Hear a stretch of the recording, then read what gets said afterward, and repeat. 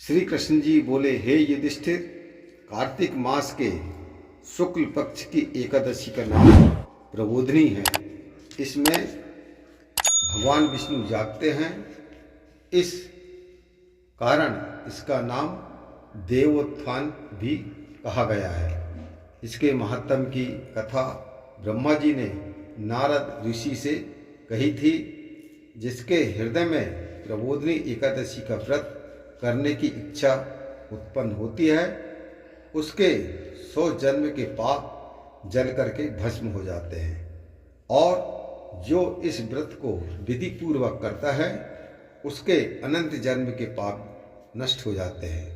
प्रबोधिनी एकादशी के व्रत से मनुष्य को आत्मा का बोध होता है, इसलिए इस एकादशी को प्रबोधिनी के नाम से भी जाना जाता है।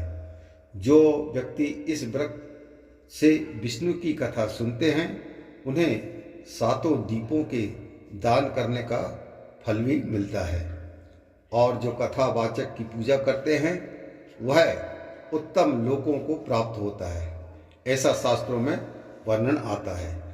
कार्तिक मास में जो व्यक्ति तुलसी द्वारा भगवान का पूजन करता है, उसके 10,000 जन्म के पाप जल करके नष्ट हो जाते हैं। जो पुरुष कार्तिक मास में वृंदा का दर्शन करते हैं, वृंदा अर्थात जहाँ पे तुलसी का पौधा लगाया जाता है उसे वृंदा कहा जाता है। जो व्यक्ति कार्तिक मास में वृंदा का दर्शन करते हैं वह 10,000 युग एक वैकुंठ में निवास करते हैं, और जो व्यक्ति तुलसी का पेड़ लगाते हैं उसके वंश में निसंतान नहीं होता है, और जो तुलसी की जड़ में जल चढ़ाते हैं उनकी वंश सदा फूली फली रहती है। जिस घर में तुलसी का पेड़ हो उसमें सभी देवता निवास करते हैं।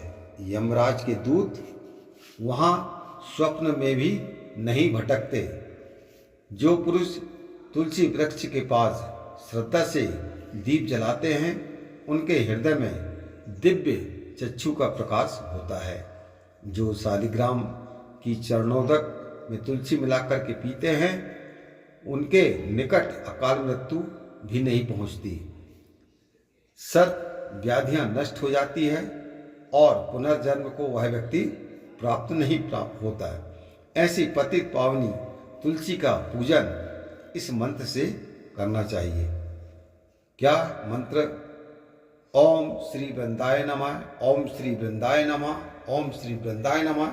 इस मंत्र के उच्चारण द्वारा तुलसी का पूजन करना चाहिए।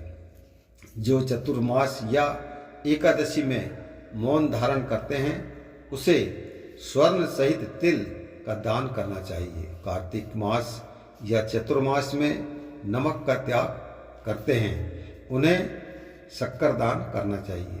कार्तिक शुक्ल एकादशी से पुण्या तक देव स्थानों में दीपक जलाने से महापुण्य की प्राप्ति होती है। बुद्धिमान पुरुष सारा कार्तिक को यही नदी के तट इत्यादि पूजन स्थानों में दीपक जलाते हैं। प्रबोधिनी एकादशी मातम सुनने से अनेक गौ दान का फल मनुष्य को प्राप्त होता है। इस प्रकार से भगवान कृष्ण यह कथा युधिष्ठिर जी से सुनाते हैं। बोलो कृष्ण भगवान की जय।